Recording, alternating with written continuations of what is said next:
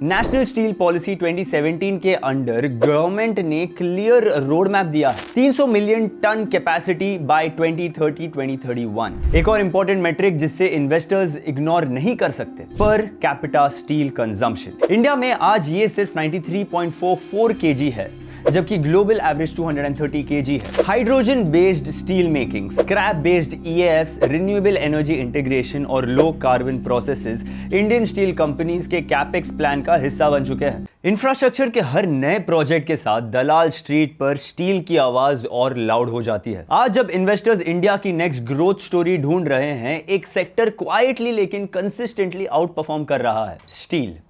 Roads, railways, housing, power plants, automobile, defence, renewables. India का कोई भी capital heavy growth theme steel के बिना पॉसिबल ही नहीं है। इसीलिए स्टील सिर्फ एक कमोडिटी नहीं, बल्कि इंडिया के इकोनॉमिक मोमेंटम का लाइव इंडिकेटर बन चुका है। पिछले 15 सालों में इंडिया एक स्ट्रक्चरल स्टील ग्रोथ फेज में एंटर कर चुका है। आज इंडिया चाइना के बाद दुनिया का second largest crude steel producer है और स्टील मैन्युफैक्चरिंग इकोनॉमी का कोर पिलर भी बन चुका है। FY 2024-25 में इंडिया ने लगभग 152 million turns crude steel produce किया और उतनी ही क्वांटिटी के आसपास फिनिश स्टील कंजम्पशन भी रिकॉर्ड हुआ। ये सिर्फ वॉल्यूम ग्रोथ नहीं है, ये 4th कंसेक्यूटिव ईयर है जहां स्टील कंजम्पशन ने डबल डिजिट ग्रोथ दिखाया है। ग्लोबल स्लोडाउन के बावजूद डोमेस्टिक स्टील डिमांड का स्ट्रॉन्ग रहना मार्केट के लिए एक क्लियर सिग्नल है। इस डिमांड का बैकबोन है government led infrastructure push. Bharatmala, Sagarmala, dedicated freight corridors, metro projects, railway expansion, airports और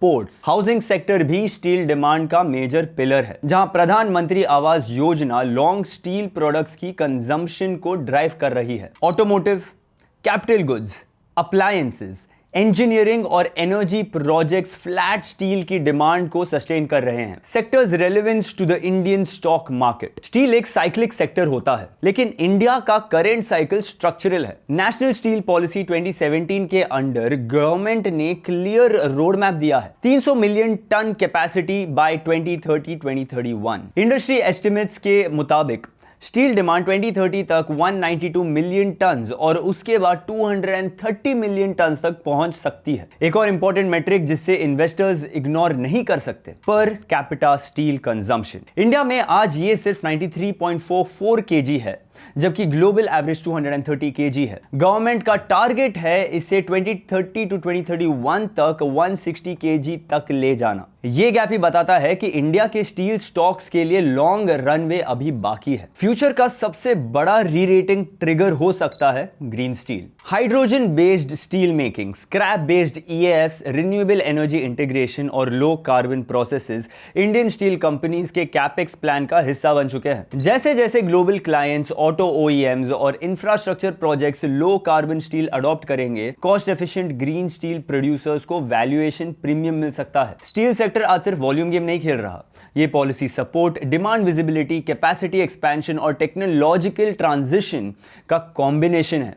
जब इंडिया वर्ल्ड की 3rd लार्जेस्ट इकोनॉमी बनने की तरफ मूव कर रहा है, स्टील कंपनीज उस ग्रोथ का ऑपरेटिंग लेवरेज प्ले है। सबसे पहले लेगेसी प्लेयर 1907 में जमशेदजी टाटा ने जमशेदपुर में टिस्को सेटअप करके सिर्फ एक स्टील कंपनी नहीं बनाई, बल्कि ब्रिटिश डाउट्स के बावजूद इंडिया को इंडस्ट्रियली सेल्फ रिलायंट बनाने का विजन प्रूव किया, जो 1939 तक ब्रिटिश एम्पायर का सबसे बड़ा स्टील प्लांट बन गया। यही आज टाटा स्टील के नाम से जानी जाती है। Company value added products, integrated operations और रॉ मटेरियल सोर्सिंग कैपेबिलिटीज के लिए नोन है। टाटा स्टील अपने कलिंगानगर प्लांट में 3 to 5 मिलियन टन्स का मेजर एक्सपेंशन कर रही है, जो इंडिया के नेशनल कैपेसिटी गोल्स के साथ अलाइन करता है। FY 2025 में कंपनी का कंसोलिडेटेड रेवेन्यू ₹2,18,543 करोड़ से ज्यादा का था और नेट इनकम ₹3,174 करोड़ के आसपास। कंपनी का PE 28.3 है, ROE 3.89% और ROC 8.83% है। JSW स्टील प्राइवेट सेक्टर में इंडिया का लार्जेस्ट स्टील मैन्युफैक्चरर है।